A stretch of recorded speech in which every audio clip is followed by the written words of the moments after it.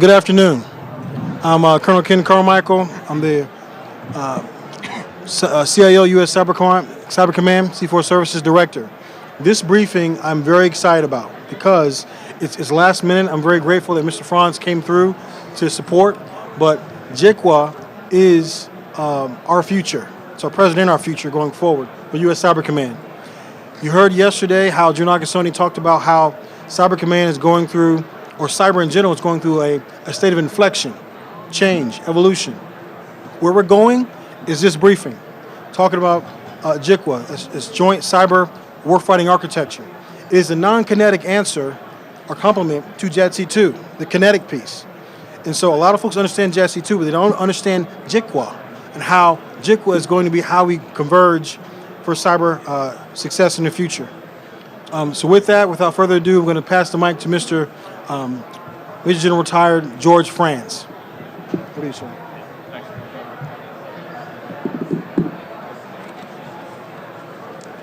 All right, good afternoon, everyone. Again, first, thanks to Colonel Carmichael and to Mike Clark for giving us the opportunity to talk here at ASCIA East. Again, and really appreciate, you can see CyberComm presence is growing. I know next year it'll be even bigger given the requirements they have.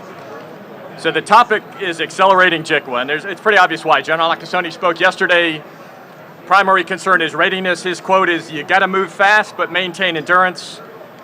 Urgent action should not be hasty, but rather deliberate, thoughtful, and executed by a focused and talented workforce." That's General Nakasone. We heard General Skinner yesterday talk about how he is reorganizing the DISA Joint Force Headquarters, that headquarters, in order to provide better mission command and control of the DISA, the enterprise. And so what we're going to talk about here today is not operations.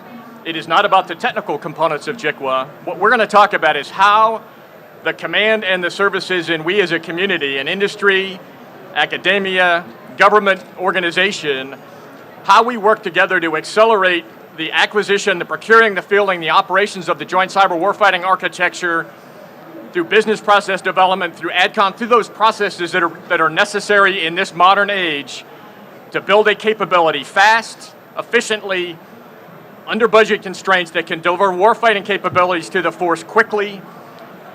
And we can't use the same old processes. At the end of the day, it's people, process, and technology.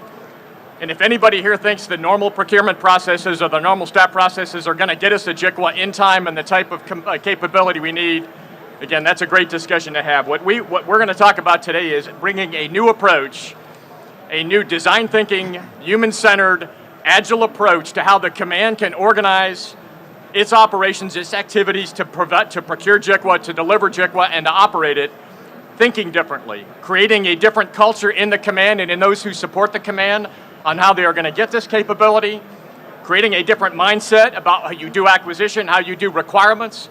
Again, all with left and right boundaries, all in ways that get the job done. But if we don't change our processes, our operational, our business processes to keep up with the pace of the adversary and the pace of technology, we're going to fail. So the topic today is accelerating JCWA. Again, I'll have each of the panel members, I'll have them introduce themselves as they come up and do their questions in the interest of time.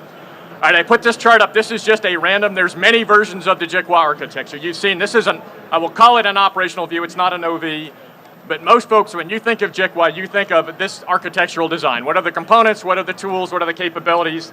This one happens to be out of the GAO report.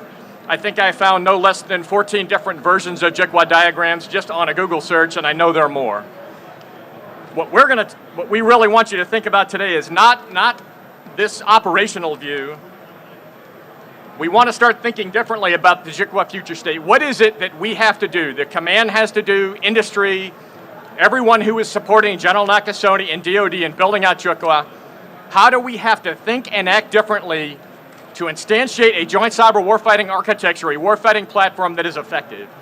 That is about staff processes. That is about resources. That is about acquisition. That is about requirements. That is about bringing all of those incredibly bureaucratic processes together, centered on operational design and outcomes to affect a better JCWA in the future. This is about approaching JCWA differently. It's about organizing differently. It's about doing the sorts of things that General Skinner talked about yesterday, which is making sure the staff, which will not get any larger and they will have no more time, How can they use the people they have and the time they have to provide better staff outcomes, better outcomes in acquisition, resourcing, all of those things that are required to deliver that warfighting platform to the soldiers, sailors, airmen, Marines, those folks who have to operate on the platform.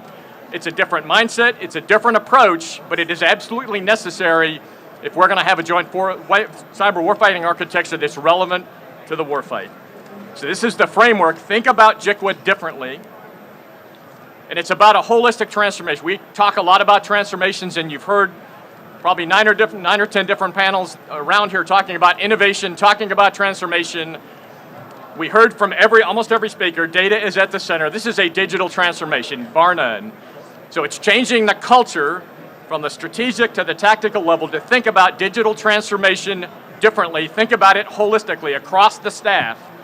That's the J1, the J2, the J3, the J6, the J9, everyone who is in the headquarters and those who support, everyone knowing that they are part of this digital transformation, regardless of where you work and how you work. If you are not leveraging every capability to do better, to minimize your workload, the time you spend on a task, to be more efficient, again, we'll never compete. So it's about thinking differently about holistic transformation as well. The first thing we're going to describe to talk to you today, and again, it's a little bit of soft science, but it's amazing stuff. I'm going to turn over to Philip Hartley, who's one of our design engineers. Philip works in our design studio. And so I'm going to ask Philip to describe how does human-centered design, how is it applicable to accelerating JCWA? How have you seen it used with the command and with others to get staffs to work better and more efficiently to deliver better business outcomes on a platform like this? So Philip? Okay, so hello, my name's Philip Hartley. I'm a design director in our federal design studio, and I focus on working on human-centered design projects within the DoD. In particular, I've worked on a number of cyber projects, including on the JCWA, with the JCWA team, as well as PCT, or the Persistent Cyber Training Environment, which is one of the components of JCWA. What I'm going to do is, first I'll talk about our studio, and then I'll touch upon human-centered design. So if we go to the next slide. So our federal studio is one of 36 global design studios across Accenture. We are the one studio that's focused on serving federal government clients, working on solving federal government problems. And in that vein, we apply human-centered design basically to drive innovation, to elevate end user experiences, and also create the strategies that enable our clients to make it and achieve their desired future state. In terms of human-centered design, what is human-centered design? Really at its core, it's a philosophy of putting people at the center. And that's true whether we are working on designing a new digital experience, whether we're mapping a new end-to-end service journey, whether we are refining and iterating a working prototype, or whether we're creating vision and a strategy to apply to an enterprise-level organization.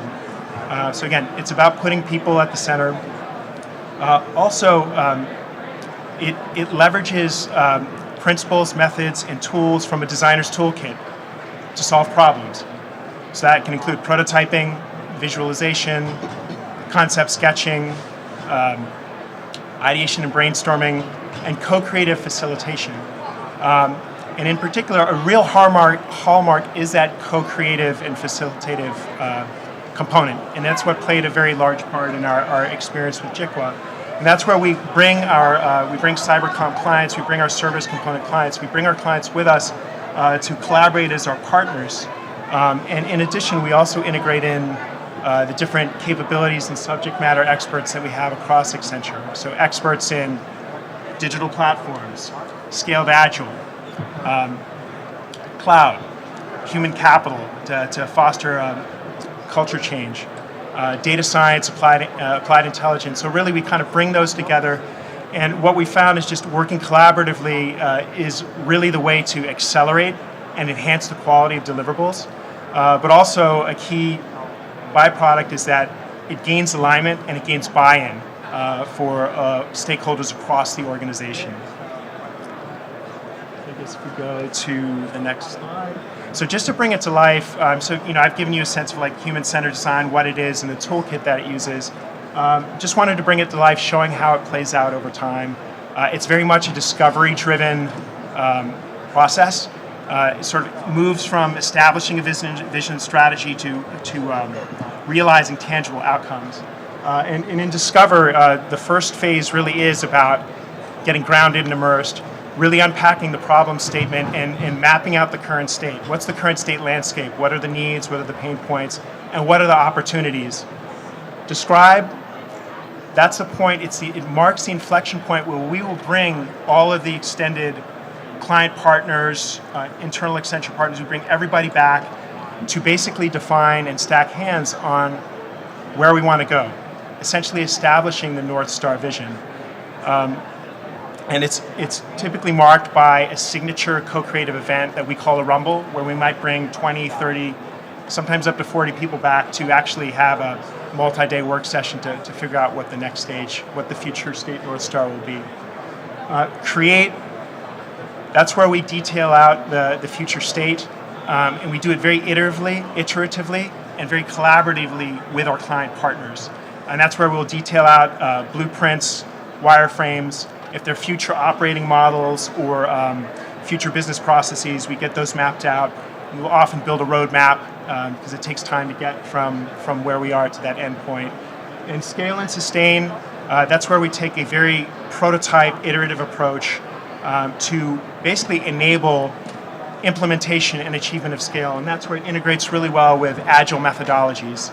And whether we're prototyping a new solution concept that's part of a blueprint, whether we are operationalizing new business processes or op models, or frankly, collaborating with our human capital partners to make sure that there's culture change and change management going along the way. All of this we applied to the projects that we've worked on with our JCWA partners, with PCTE. For the time being, I'm going to withhold those specific details because I think they'll come out in the Q&A, but that sort of gives you the model and framework for how we approach human-centered design. Thanks, Philip. Get a little background. So, as he said, I'm retired Major General, U.S. Army. I'm a graduate of the U.S. Army SAMS program, so I've been a planner at almost every level up to Joint Staff. I was the Doctrine Director out of Fort Huachuca, establishing. So I am a person who is a little bit of a zealot when it comes to doctrine and using a doctrinal framework to do things. That's in my DNA. You know, the military decision-making process jokes, that is something I know very well. I respect it. It's a great process. It's a necessary process, but it's also a process that requires art and science to employ. And I've come to realize, what we've come to realize as we've gone through the iterations here, working with the command and others, we need a doctrine for how we do the transformation of JCWA from a business operations perspective. Just throwing more MDMP and more working groups at the problem without a new framework is not really going to get the command to where it needs to be from an acquisition, resourcing, from that kind of strategic enterprise business process standpoint. So we ultimately proposed, there's multiple doctrines out there, but one of the doctrines that we're exploring with the command and with many other clients is this notion of the Scaled Agile Framework, which is a doctrine for how to really expand your business operations from the strategic to the tactical level and build agility, which every person we've heard speak here at this conference has talked about. So I'm going to pass over to Chris, who is one of our no-kidding safe experts, to talk about how we apply it and how it can be employed here as we support the command and other DoD partners. So Chris. Awesome. Good afternoon. You guys hear me? Great. I'm Chris Palmisano. I lead our Agile practice at Accenture Federal Services.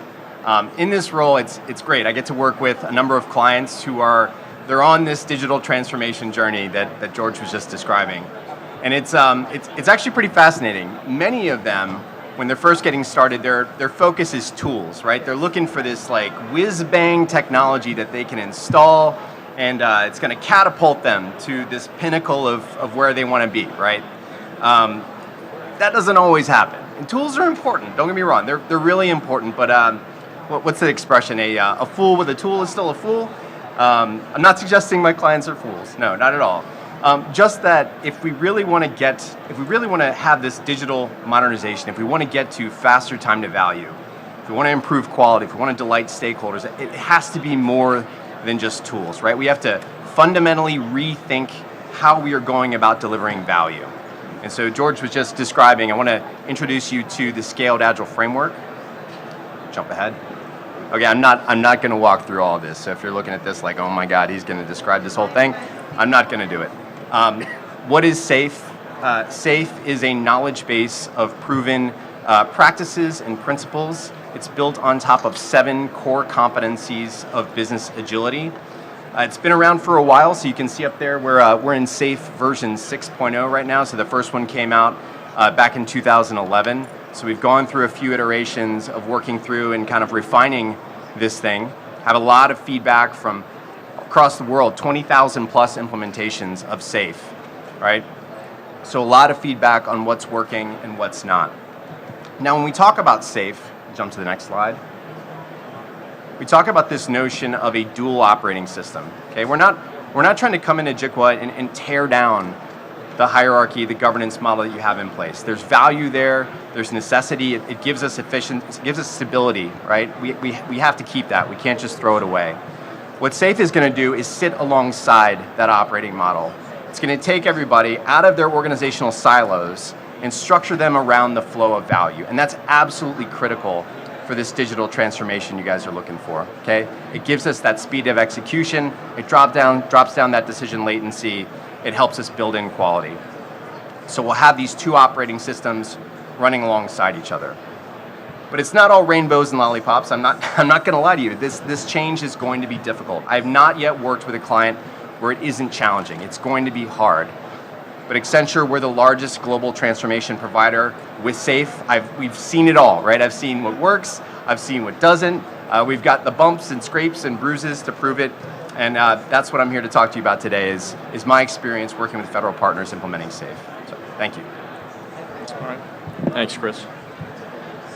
And lastly, we're going to talk about digital platforms. And this is a fairly simple diagram. Again, it's one that we've used many times. You heard General Skinner talk yesterday about reorganizing the headquarters, bringing those directorates together with the J staff, and that was really to enable him as a commander to do both his, the 2 components of his mission command, his command and control requirement. Operational control, which is, again, operating forces, doing daily operations, that's a critical component of C2. But the other component of command and control that you don't hear folks talk about a lot as a component of C2, and people tend to think of it as, well, that's those admin tasks that the other parts of the staff do so that we can go do the operational things.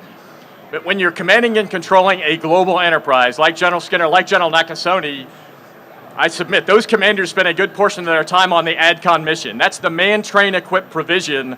That is setting conditions as a headquarters so that your operating forces who do the tactical operational tasks, those maneuver units, can do their jobs. So as you look at what DISA and JFHQ Doden are doing, and as we think about what J9 at CYBERCOMMAND and what the command is going to have to do over the course of the next few years, as they get ready to execute those enhanced authorities, additional budget requirements, service-like authorities for man, train, equip, ultimately they're going to have to be able to efficiently execute both elements of their mission command, the OPCON and the ADCON. And so we're going to talk to you a little bit today about how digital tools, digital platforms that are primarily on the ADCON side can be brought in and used to make command and control more efficient, to accelerate the provisioning of JCWA by bringing the capacity that digital platforms bring. So I'm going to turn over to Steve Hurley to talk you through how we see that applied to the JCWA acceleration. Thanks, George. So Stephen Hurley, about 15 years at Accenture, got responsibility for solution advisory of our platform business. This is where technologies like ServiceNow, Salesforce sit within the enterprise. I guess just generally nodding. Are you guys familiar with these technologies? Have you heard of them in the audience? Yes, no? I feel like, they all have their roots, like ServiceNow in IT, Salesforce, CRM. I think what a lot of customers overlook, and they often put them in a box, is that they've grown, they've scaled, they're doing both front and backstage service transformation now. And it is not just about IT. It's not just about CRM. There are customers, and I'll give you an example of us internally, how we do this, are driving their entire business automation on a couple of these select platforms. Like, they're ubiquitous in government today. They're ubiquitous in defense. I'll get into some of the challenges with how they're being used.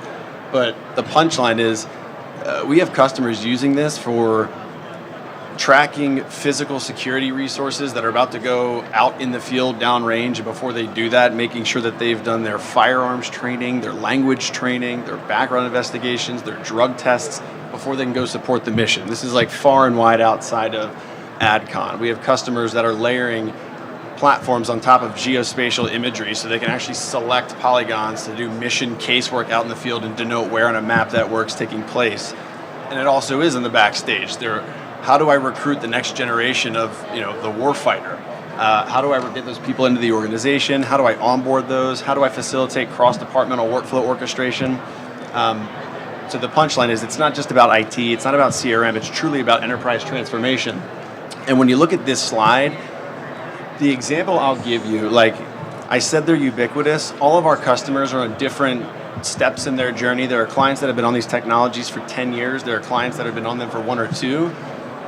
I'll give an example for us as an enterprise. So we've got, I think it's like 738,000 employees now globally. So we're a huge company. We run our business off of a few select platforms. I'll give a ServiceNow example. Tactical remediation for us, that's like, think of that as using these technologies as their bread and butter, like what they're intended to do. For us, that was a transformation of our IT service model, replacing a legacy on-premises technology with ServiceNow. But what happened when we started to opportunistically innovate with that technology was we had our HR organization, so it's the J1, they reached out and said, the leave of absence experience sucks at Accenture. Like, we have people requesting leave and getting declined for it. They don't know who to come to. Like, it's a problem. And now our HR specialists are spending their entire day on leave cases when they need to be working on recruiting people, getting people into the enterprise, working sensitive cases. Saw that nice IT portal you created. Could I fold in leave of absence? And so what we built was, I'll call it like a TurboTax experience to guide people through the leave process. What do I qualify for? Am I qualified? Requesting leave. Then we integrated that front-end agility layer workflow with our core HR system of record. So again, and I'm still learning your back office systems, but we use SAP SuccessFactors. We're now on Workday, and it prevented people from swivel chairing. They just stayed in this agility layer in the platform, and then it still upgraded our core HCM on the back end. So we started to test it with HR. Targeted transformation came into play, and this is where I see some of our customers going. We made a choice that we're using a couple of select platforms. ServiceNow is literally how we service every employee at the entire organization, and it's now 1,200 service requests. It's not IT, it's HR, legal, finance. It's truly the enterprise, and now we've stood up a steering committee that our CIO organization runs, and this is the thing I think will be really hard for Cybercom to do. Is these technologies are not just a CIO-owned thing and problem. Yes, they may manage the platform, but we've stood up a steering committee where like our head of HR, our head of legal, our head of security, our head of facilities, they meet every month, and the business, the J codes, are informing IT, like, here's what's important to me, here's what I have budget for, here's what you should be backlogging, and then they're providing those outcomes as a service. So we're now in this enterprise transformation model where we have a global steer co across all of our different back office functions that CIO enables to deliver frictionless enterprise service for all of our employees. And I'll tell you guys, like, our tech ecosystem, not different than a lot of our clients. SAP for finance, Workday for HR, Salesforce for CRM, ServiceNow for core employee service delivery, and then Microsoft for productivity. And so what our customers are doing now, what we're doing is we're meeting our people where they are, and we're stitching together all these technologies. We're using them for what they do best, but then integrating Teams with ServiceNow with Workday to just render up frictionless experience for our customers without having to swivel chair. So I'll stop there. I'm not really going to drain the next slide, George, if you go ahead to, but the punchline is I feel like the issue in government, defense, a lot of our customers, they get so excited when these technologies get in the door that they just want to get their hands on key. And it's funny, Chris made a joke, like, I'm going to come talk about tools. Our customers that have the biggest issues are the ones that jump right into the technology. And what I've seen happen, especially with the early adopters, they have 17 different instances of the same technology and all these different pockets of the organization. They're paying for it multiple times. You'll find that 2 pockets of an organization are both building an onboarding application, like there's duplicative dev.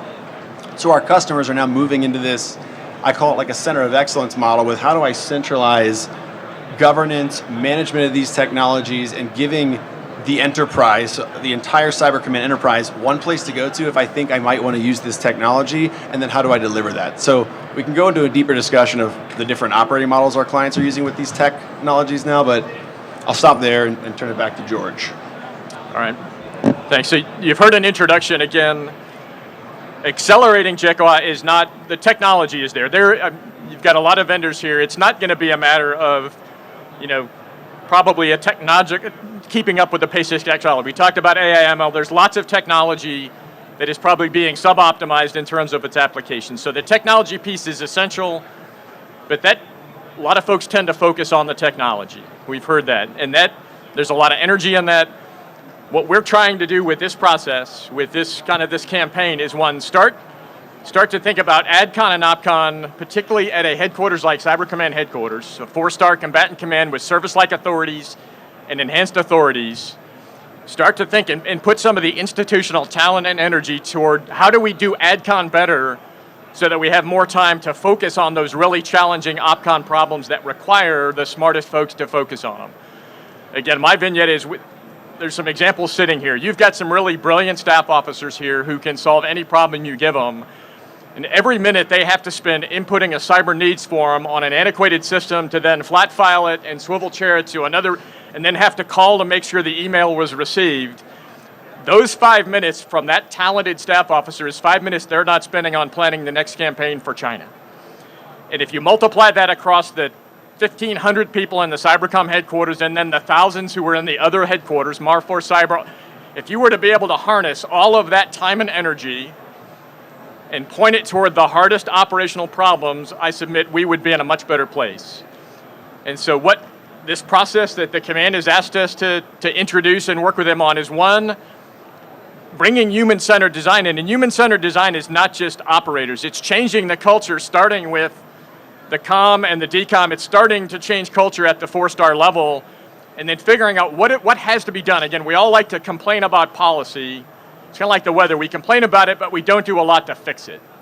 And I submit General Nakasone, over the course of his tenure, has done, he has changed policy. He has gotten legislation, supported getting legislation done to give the command the kinds of authorities that they need, to have sub-unified commands created so that they can posture themselves at the strategic. That's a cultural shift.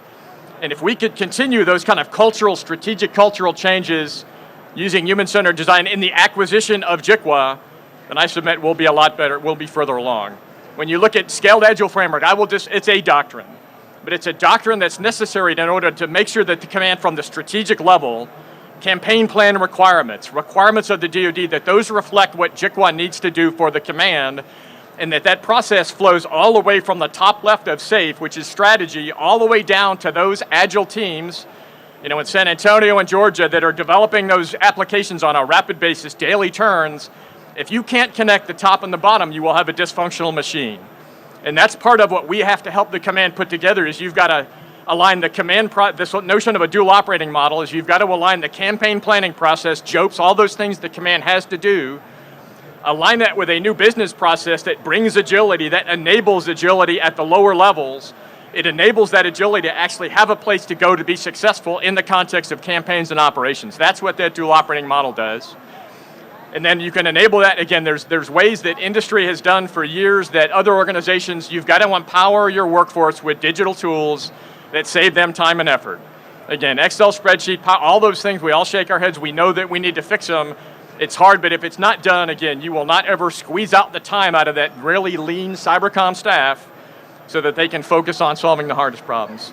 So I've got a follow-up question for the three folks on the panel, and then if anyone have questions, you can dive in. So we know, again, we've worked with Cybercom. They are in the process of this transformation. We've heard Mike Clark talk about it. We've heard General Nakasone. We hear the command talk about this transformation, this journey that they're on. They're in the middle of it.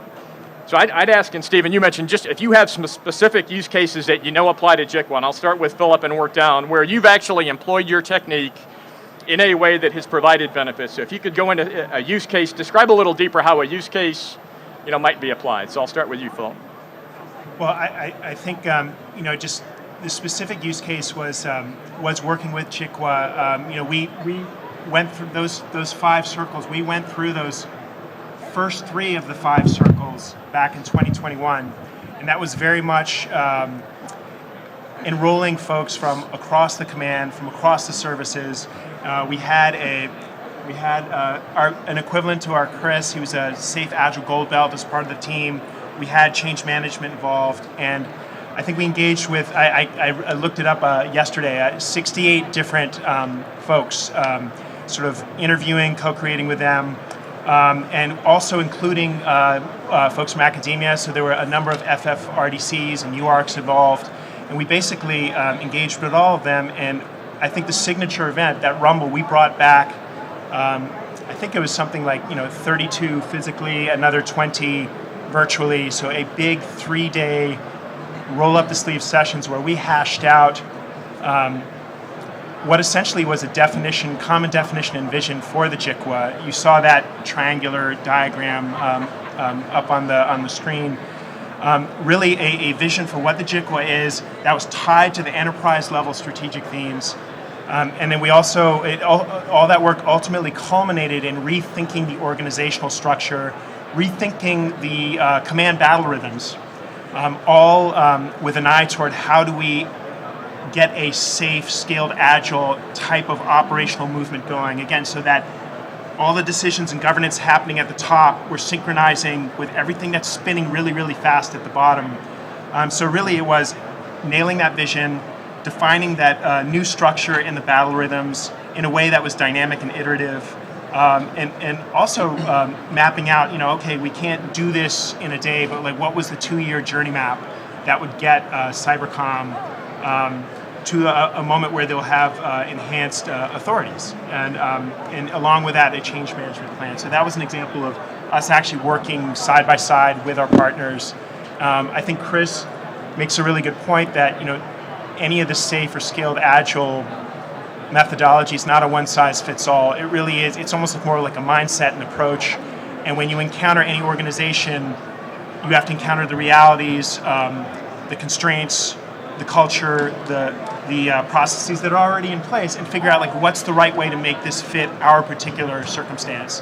And again, working with Chris's counterpart, his name was Leonard, we were able to do that and really sort of come up with a vision that was tailor fit to the command. Yeah, thanks a lot. All right, I guess I'll just go in order. So Yeah. You're laying it forward. So I'll give a platform transformation example. And before I do, the one thing I want to say too is I feel like you're talking about human-centered design. I feel like that is like such a buzzy buzzword that gets like thrown around a ton now, and I'm not sure if people had good or bad experience with it. But the one thing I'll say, and this customer did it the right way, the one example I'm going to use, the one caution I'd say bridging your topic with my topic is like, I've seen customers that they do a big design thinking brief and they get feedback from all these different stakeholder groups. They interview all these users. They really cut to the core of what people love about a service, and they create these high fidelity mock-ups. They do that in a silo, then they hand all that input to a technology team and who was not involved in the design thinking piece, and they're like, how the hell am I supposed to build this in this technology? This isn't even feasible. This is incredibly custom. So just making sure that the HCD stuff happens hand in glove with any technology. It sounds like you have an example of that possibly in the front row. Right, but it's you may have a technology chosen, somebody does a design, then they hand it to the tech team and they look at it and they throw up. They're like, I can't even, this would be custom to all high hell. But the example I'll give, it's like a little bit of mission, a little bit of AdCon. I almost didn't want to use this because it's been live since I think 2015 or 2016, but it's our customer at State, and essentially the mechanism for delivering service to any like foreign service officer, their eligible family members overseas with them, Department of Defense stakeholders, like anybody that goes and does business at Post.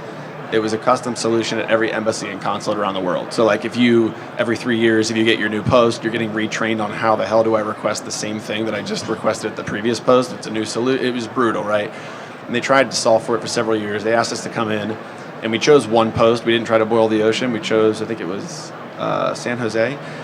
And we just deployed a team there. We rapidly stood up it's a self-service portal. It enabled 76 business services, but they created this one-stop shop for everything from, I've got a visitor coming to the post, and I need to put a visitor access request in. I need an armored vehicle to take me to the airport because I'm in a hazard zone.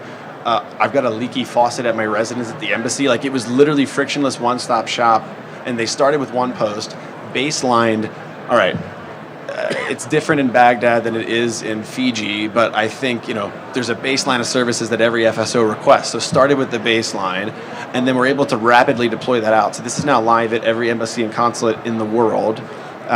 They've processed north of, I think, like 10 million service requests. Like this is, and now if you go from post to post, it's the exact same thing, a little bit tailored, different services depending on what country you're in.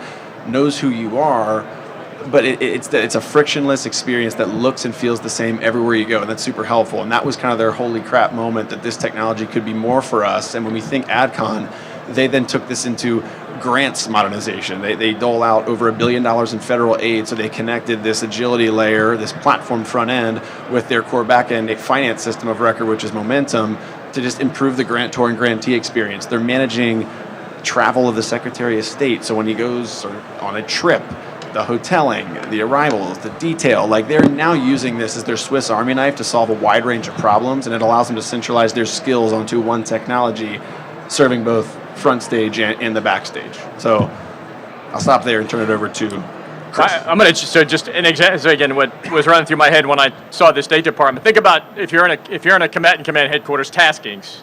How many different tasking tools does USCYBERCOMMAND use? When I was at J3, we had 5. And every one of those, none of those talked to each other, and most of them were, duplicative tasking. Wouldn't it be nice to have one tasking tool that ultimately could talk to others, ingest into a single platform that you could use for all taskings? Simple stuff. Industry's been doing it for years. It's really not, but it's one of those small things that if you think differently about your processes, think about AdCon and OpCon differently, and apply some just basic digital platforming to solving it, you can really maximize. I would have probably gotten an hour back every day as the J3 just on things like that. So that's the kind of thought process we're thinking that we want to inculcate into the staff, bring it in, and again, you can see it's ubiquitous, but it's really at the end a time saver, which is what we're talking about. So over to Chris. Yeah. So Philip was just sort of triggered some thoughts. If you could jump back to the slide that has the gigantic, complicated SAFE graphic on it, that'll make your eyes bleed if you look too hard at it. My one sort of use case that I would say is a lot of the organizations I work with that are adopting SAFE, they'll look at this like a checklist, right? They'll look down at the team level and they'll say, oh, we need our agile teams. We got to get 7 ± 2 people with a scrum master and a product owner, and we got to get a whole bunch of them. And then we need a release train engineer and a solution architect. And they just start layering all these things on there. And they say, okay, we've completed the SAFE checklist. We're doing it right. And now we should be experiencing all these benefits that they talk about, right? I really want to strongly caution you against going down that path, right? You got to really, we need to take an approach where we're sort of tasting the stew as we're cooking it and adjusting the transformation recipe. Your mileage will vary with Scaled Agile. They will tell you that themselves. This is meant to be, a framework should be extensible. That's why they call it a framework, because you should be tailoring it to suit your needs and your organization. Well, how do you evaluate? How do you objectively know if this is working for you or not? You have to use data, right? What data should we be looking at? Well, the first one is outcomes. How do you guys actually measure what you care about today, right? So we got to come up with some outcomes, and we got to see how those are moving in the right direction or not as we're implementing this thing. The second bit is flow, right? How is work actually flowing through our systems? What is the lead time for delivering a new feature? Is it going up? Is it going down, right? That is another gauge on our dashboard to tell us if this thing is helping us or not. And then the third part is competency or organizational competency. And that's hearing from the people on the ground doing the work about how this is working for us or not. If we're not using data to steer with this, we're just sort of blindly marching forward, and that is just not going to work. It doesn't work with any client that I've worked with that's adopting SAFE. So I'll throw that out there for you. Yeah, and one kind of point I would make is we've discussed this model with the components and with all of the programs. If you understand anything about JCWA, we saw the slide. It's got its component programs: Joint Cyber C2, Persistent Cyber Training Environment, the Joint Common Access Platform. There's a set of programs that are doing DevSecOps, doing agile development every day. They have to, because they've got to continue to move fast to keep up with the requirements. That's that bottom layer. That's happening today in every one of the programs that is provisioning capabilities to JCWA. They're all doing some version of agile. That's the bottom layer. Now, some of the programs and some of the organizations you get together and 2 programs might talk to each other, so that when you're doing something on JCAP and it impacts on JCC2, they have a conversation, so you have a combined requirement. That's that next level, kind of the art level. That's not happening systematically top down or bottom up. That's happening where you've got folks who take the initiative to get together to do that because they realize they have to. If you take a look at the chart, if you start at the top left, strategic themes, that is the US Cyber Command campaign plan. And what I've discussed with the staff is the Cybercom is you kind of articulate what you need your platform to do. If you're US Pacific Command, in your campaign plan, you say, I need 6 carrier battle groups to do the following things. That is part of your annual campaign plan, part of JOPES. Cyber Command needs a certain set of capabilities in order to execute its annual campaign plan. Those are ultimately the JCWA strategic requirements. Now, they're not going to be as easy to define as 6 carrier battle groups, but they ultimately do have to be defined. The staff is already doing the work. They're already doing an annual campaign plan. They're already thinking really hard about what JCWA needs to do. So what this dual operating model would seek to do is combine those things that need to be put in the campaign plan to drive JCWA more efficiently, combined with those processes that already have to occur, like annual campaign planning. Conversation with the J3, sir, you put out a quarterly campaign order. You update that campaign plan with a quarterly order. Wouldn't it be good to have a JCWA annex that just puts out the quarterly updated requirements for JCWA? You're doing that already in some form or fashion. Your staff is putting out a quarterly campaign order. Maybe you could think about kind of that AdCon process so that you only have to do it once in one order and you do it once a quarter, and the commands, everyone knows where to look to get that information. The programs, the components, folks know based on doctrine where to look for certain things. So it's a matter of, throughout this kind of dual operating model, where do you insert the right processes, AdCon processes, to complement your OpCon, to make the staff more efficient, and to feed some of that information, to those programs, those guys working at the bottom, to make them more efficient. So when you're building that Swiss watch, they kind of know the design and know where they fit from top to bottom. That's really what the dual operating model is about. It's tying the campaign planning process and JOPES and budgeting and all those things that command has to do. That's the top layer of this thing. Modifying it, again, the nice thing about doctrine is any Army officer will tell you that's just a starting point, a common framework from which you deviate. You got to understand the doctrine first so you know what you're doing when you deviate. But then, disciplined, initiative-based deviation is exactly what is required. That can be done at the campaign level, at the operational and tactical. That's what SAFE allows you to do, is bring in a doctrine for how you're going to do AdCon, how you're going to acquire. It's got discipline and system to it, not rigid, but enough of a framework where you can translate it, and then you can start to employ it tied in with your command and control processes. That's really what this whole discussion is about, is changing the mindset. That's human-centered design, cultural change. It's applying this model, a doctrine to do it, and then it's bringing in some tools to make it easier for the staff to do. None of that is rockets. That's all really hard stuff, but none of it is rocket science. It's focused discipline and getting, again, changing the way we approach JCWA acceleration. The technology is essential, but without a cultural process change, human-centered design driven, you'll never get the maximum value out of the technology. It's got to be that people, process, and technology. And so we've got to approach accelerating. And if we can do that, and the command has proven that it can do many things, that's what accelerates JCWA. It's the combination of those things. Again, finding 10 more minutes for Colonel Bill to focus on a hard problem so he doesn't have to focus on an admin problem, times 1,000, is what gets you acceleration. All right. There's time, so I'm going to open up the floor for questions. If you have questions, please ask them. So, you kind of touched on it just now.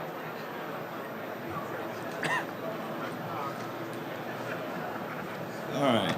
Hey, sir, so you kind of touched on it just now, but when I look at the SAFE framework and I'm thinking about business agility, I know that organizational models can streamline staffs, but what I don't see here, and I think really affects Cyber Command, is the organizational inertia that is based off of internal processes and procedures and policies that, for the most part, disincentivize anybody to move faster. In fact, it makes you go slower, or with some lethargy that we can't afford, within Cyber Command, or it incentivizes the operational force to actually go around these things. So when I'm looking at this, how does this SAFE and framework look at those human-centered organizational processes that have been written and rewritten and layered on top of process and process and process and then present it to the command of the force's progress, how does this account for that? And to actually make this whole thing move faster? Thanks. I'm going to not answer that. I'm going to start with Chris and then work down. So Chris, you've probably been asked that question before. Yeah. So again, there's no magic safe fairy dust here, right? All of the organizational and governance structures that you have in place today are there for a reason. And what we're trying to do with SAFE is really take these people, not necessarily out of that organization, but put them into sort of a temporary team of teams with a new set of rules that exists to help them make fast decisions. And when we have existing governance, existing policies, existing procedures that are inhibiting that, all it's going to do is make it very visible, almost painfully visible, that we can't make a decision as an Agile team because of policy X. We can't do a system demo because of procedure Y. I can't do PI planning because so-and-so has not made time in their schedule to come here and agree to a set of objectives. So it's not going to fix these things, and it's not going to change them. It is going to surface them to you and force you to reckon with it and deal with it.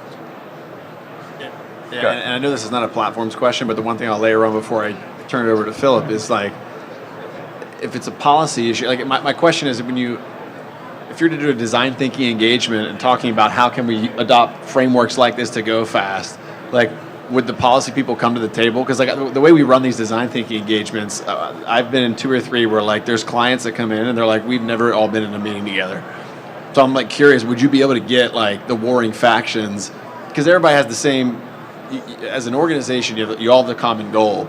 Could you get like all those people into one room to actually collaborate and roll around in that problem together? I'm just curious, and I know that's what you guys do at the studio. I'm just curious if you could get those people to come to the table too, if it's a policy issue, right? But I'm sorry, I realize, yeah. This is near and dear to my heart. Yeah. So I think in some cases the organization is so big, you don't know all of these extant processes that exist in some J3864 code. And I can tell you right now that there's probably no less than 5 or 6 operational acceptance procedures that are running across, in some cases, branches within the same division under the J3 directorate and or the J9 directorate. And I think that's really kind of the thing. It's like, it's one thing to surface it, but I think, in a lot of cases that can be a very passive thing. It needs to be active. Like, these discrete processes are what inhibits you from keeping up with your pacing threat, whether it's China, whether it's Russia, or somebody else. And I think that's something that in my 10 years at CyberCommand, also working for then Major General Franz, like, it's something that I don't think the command has reconciled with. And I think the whole human experience is, I think people present the creation of these long and laborious and just tedious processes as, again, my contribution to the command. And I think when I look at the upstream problem, it really is the in-between stuff, because you can have General Nakasone, you can have Lieutenant General Hawk, you can have the basic ION and the exploitation analyst all saying the same thing culturally. Hey, we get it. It's everything that's in the middle that everybody just kind of piles on to say, hey, look, I'm helping, that I really think slows our organization and the command down. And I'm going to stay here just in case. Yeah. And as I'm thinking about it, I mean, it is a tough problem because having the right people who can make the decision either to change the policy or to strike something from the docket that in and of itself is a challenge. I know in some sense we did some of this on that JCWA project that we worked on, but really one of the things we'll do in our studio is we will create ecosystem maps that show how organizations lay out. We will create blueprints or journey maps or process flows that really show not what the policy sort of like battle rhythms and flow are, but like what really is happening. And I think what I've often been surprised is sometimes what really happens on the ground is far more complicated than what happens on paper. So I think the first step is map out what that current state is. I think the same way Chris talked about, identify the particular touch points that are causing the pain. Ultimately, and I think we talked about this when we did JCWA, was like, well, identify all those meetings. all those different grindy engagements and figure out, okay, what's really adding value? Is it actually driving a decision? Is it actually driving value? What can we start that's not happening to activate the framework? What should we stop? Or we don't have it in our ability to strike that from how can we repurpose the meetings that are already happening to make them more valuable? And so, for example, in the increments, the product increments for SAFE, every quarter you want to have a certain kind of product increment meeting, and then in between that you might have like different cycles that happen at every 2 weeks. Well, if you can kind of cross compare and say, well, how can we repurpose some of the things that are on the calendar already and make it make sense? And it's again, kind of a commonsensical answer, but I think I've always been surprised by that step of just mapping things out visually, and in the ideal state, get those decision makers in to kind of look at that current state map, and then take some time to get the editing pen out and change it. But again, it's not guaranteed, but that's the direction I would advocate for. And I'll close with this. So I've made a career out of being a little bit of a rebel and bucking systems that I think are inefficient. And, I would tell you that more often than not, that success came from presenting or the presentation of empirical data that says, hey, with all of these processes, it will take you approximately this many man hours, given how many people are involved, just to get to yes to execute a cyberspace operation for either reconnaissance purposes or effect purposes. And the question that I presented to some data scientists that kind of made their heads explode is I said, look, how many of these operations under this campaign do we need to execute so we can just break even given the amount of man hours on the back end just to start?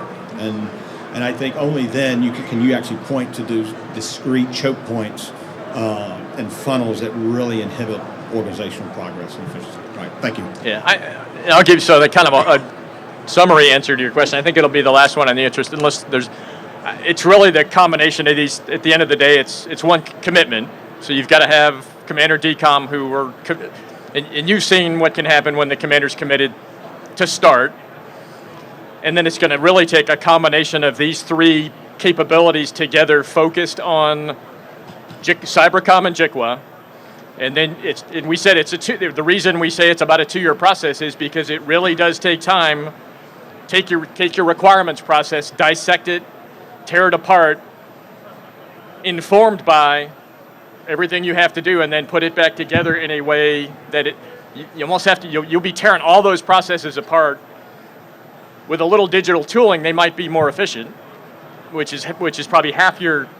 So it's the combination of these three things, and the culture change starts with you and it really is a command investment in doing it, and then it's the other thing. And again, I think it's hard to do it from inside the headquarters while to do it as an additional duty while you're operating. And we're going to do this. So Colonel Bale, you got that plus here's your additional. Set up another CFT to do this. It's hard to do without help. And that's obviously why we're all here at TechNet, to bring how can industry help you. We think this is one of those ways we can help, or others can help you do things differently, because frankly, we know you don't have the time wherewithal tools. It's just not, and it's not part of your metal. So you're not going to do it, but there's other things that it's part of our metal to do it, so bring in folks like us to help. And Lieutenant Colonel Beal, the other thing too is, another thing I find that our organization or our customers don't do effectively sometimes, again, they get excited about the technology. Baseline, how it's performing today, you talked about like what the value story is, money talks. And if you can actually, I'll go back to us as a customer, right? We're a huge organization. That leave thing I was talking about, we reduced the time it took for HR specialists to process this by 50%, and we took the average hourly rate that our HR specialists are getting paid, and we literally gave CIO all the way up the chain like millions of dollars in retirement of costs. Because here's the other thing, if you don't baseline, then you go and buy all these technologies and low code, you build something, it'll look great, and it has better UI UX, and you'll get a thumbs up for that, but then you'll get these questions when you get this recurring software bill and the services bill from us, and it's like, all right, well, like, what did I save? And so I would we're talking about a great topic here today, but like baselining sometimes just gets overlooked, and it's like baseline the hell out of how the thing's performing before you do any kind of a tech transformation, or else you're not going to have anything leg to stand on once you do it. And that might be hard for you, but yes, absolutely. All right, other questions? I guess we do have time for one more, or we'll stay as long as you want. So, but we do have time for one more. I'd just like to follow up on that a little bit because he explained a really good problem set, right? That's alive today. So, can you give an example, perhaps, of as you're working with the Army or the other services or Cyber Command in general, where your process has worked, and you help that organization transform, and accelerate its operations? Just give me a good news story here. So, Sure. Thanks. Sorry. Why don't you start? Because I think I led my JCWA one. Sure. So one that's top of mind for me. This is public information, so I can talk about it. Did some work with U.S. Department of Agriculture, modernizing, digitizing the experience for farmers, producers, and conservationists. Their CIO at the time, Chad Sheridan, got up in front of kind of the entire room and said, "We're throwing out the way we were building software before. Okay, it starts right here, right now." Sonny Perdue at the time was in there, sort of championing this effort, and they went all in on human-centered design, scaled agile, modern engineering practices with mature CI/CD pipelines. Platforms were in play as well, and the outcomes were. Again, it wasn't easy. The first program increment planning event we went to, I had several people come up to me and saying like, "This is insane. What is going on?" And I'm like, just stay with me. It's gonna work out. I promise. But when the plane landed, they had eventually deployed more than 200 features in a matter of it was less than 14 months. And there was no magic to it, but it was something about bringing all these people who are aligned around a common goal together to commit to some objectives for a period of time and really just kind of cutting out all the noise and getting laser focus on these goals. It just worked. And I've seen it work just like that time and time again in at defense, at public safety, and other civilian agencies. All right, we're good. All right, so thanks everyone for coming and listening. Appreciate the questions, and we will stick around for any other questions. But again, thanks to the J9, J6, and CyberComm for hosting us, and we'll stick around and answer any questions you have. So thank you. Thank you.